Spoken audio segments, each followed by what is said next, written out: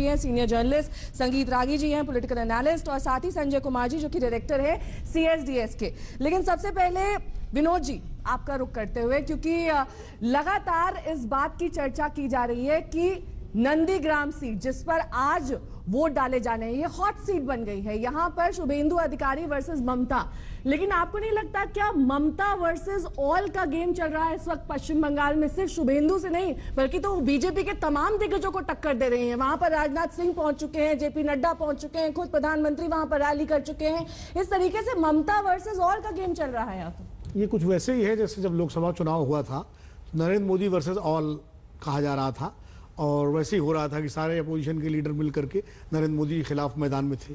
उसी तरह बीजेपी और बीजेपी के सारे नेता हैं, राजनाथ सिंह भारतीय जनता पार्टी के नेता हैं, नड्डा जी अध्यक्ष हैं, अमित शाह जी गृह मंत्री हैं, वो भी भाजपा के नेता। भाजपा के सारे शीर्ष नेता, यहाँ तक प्रधानमंत्री जी खुद, वो बंगाल में उन्होंने बहुत ही आक्रामक एग्रेसिव सघन प्रचार वो लोग कर रहे हैं। तो निश्चित रूप से ममता वर्सेस ऑल जो आप कह रही हैं, काफ़ी कुछ वैसे ही बन रहा है। और दूसरी तरफ वामपंथी दल जो है, हालांकि वो ट्रायंगुलर फाइट बना तो नहीं पा रहे हैं, लेकिन वो भी ममता के खिलाफ ही चुनाव लड़ रहे हैं। तो कुल मिलाकर के ममता बनर्जी इस पूरी लड़ाई में अकेली लड़ती हुई दिखाई पड़ रही है। देखिए ना, तृणमूल कांग्रेस से आपको अगर नाम लेना है किसी का, तो अब तो उनके जो शुभेंदु अधिकारी जैसे लोग थे वो भी बीजेपी में चले गए।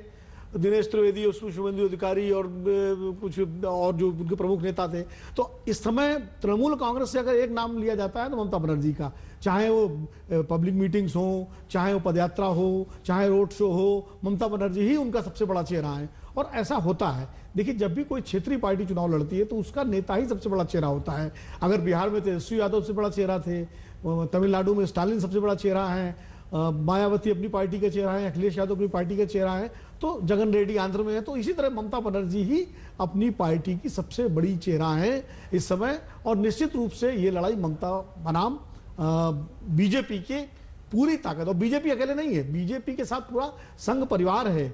मतलब उसमें उसके अनुषांगिक संगठन भी काम करते हैं। RSS के तमाम कार्यकर्ता भी जमीन पर हैं, विश्व हिंदू परिषद के लोग भी होंगे, और जो अनुषांगिक संगठन है, जो उनके वनवासी संघ है, वो सब आदिवासियों में है। तो पूरा संघ परिवार और बनाम ममता की लड़ाई है ये।